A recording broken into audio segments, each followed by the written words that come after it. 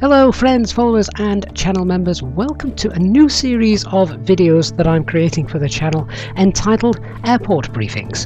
These short videos will give you a full comprehensive brief just like real life pilots would get, giving you information on things like the runways that are available, the different kinds of approaches, threats to be aware of around the aerodrome, and a whole host of other information that you'll need to know prior to arriving or departing from this airport. Today, following our recent anniversary stream where we did a live line check flight, we're going to be focusing on Almeria Airport, or Almeria Airport depending on your pronunciation. The airport is located about 5.5 miles east of the main city centre, and it's on the southeastern coast of Spain. Passenger numbers have grown steadily over the last decade or so, and in 2018 it handled just short of 1 million passengers. Very few cargo operations, however, take place at this airport. If you go back as far as the year 2000, 473 tons of cargo came in through here, where in contrast to that, in 2017, only 2 tons were handled, which I found a little bit strange considering the amount of vegetables that are grown in hundreds of greenhouses near Almeria. And you can see these when you come in to land at the airport. They just look like big white buildings. They're actually greenhouses where vegetables are grown and produced before being shipped, of course, around the world.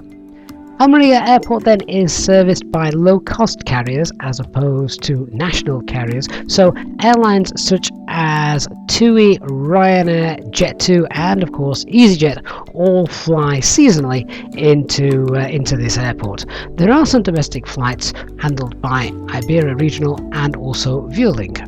The airport itself then has just the single runway, giving us the choice of runway 07 or runway 25. There are no preferred runways to be in use. It purely is dependent on the wind direction. The runway length is 3,200 meters, so it's a good length runway, and auto brake low or medium not really required, of course, unless it's contaminated, and you've checked this by running your landing calculations.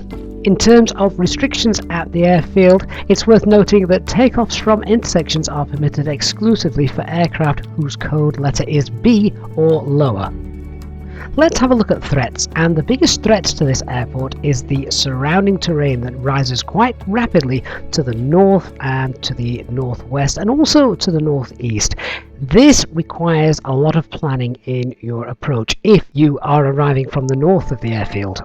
The minimum safe altitude to the northwest is 9,500 feet and to the northeast is 6,700 feet. The kinds of approaches then that are available: runway 25 has an ILS, but it's only a standard ILS, so 550 meters visibility is the minimums. Runway 07 then has RNP approaches. It also has an NDB approach as well, but the RNP Yankee is the one that I would be opting for, as the RNP Zulu approach is an LPV approach, and of course not all airlines are capable of performing this. And for the smaller GA pilots amongst you, there's also a VOR approach. Now this relies of course on having great weather, and it's basically a visual approach which just uses the Almeria VOR to get you within a good visible range of the airfield. The standard arrival routes into this airport require good forward planning, and if you check the charts, if you have them available, you will see that you have to lose a lot of altitude in a short space of time. The best way I can advise on this is to make sure you start getting configured nice and early as you approach the star. So nothing wrong with being flaps 2 before starting these approaches. Flaps 2 gives you the extra drag that you need so that you can lose a lot of altitude. Otherwise you may find yourself too high and too fast for making the final approach. Coming in from the north for a landing on runway 07 will have you losing around 3,000 feet over around 7 miles. This is where that nice slow speed and other configuration is going to help you. The approach to runway 25 is also very similar, however you've also got a 12-mile DME arc from the Almeria VOR to take into account as well.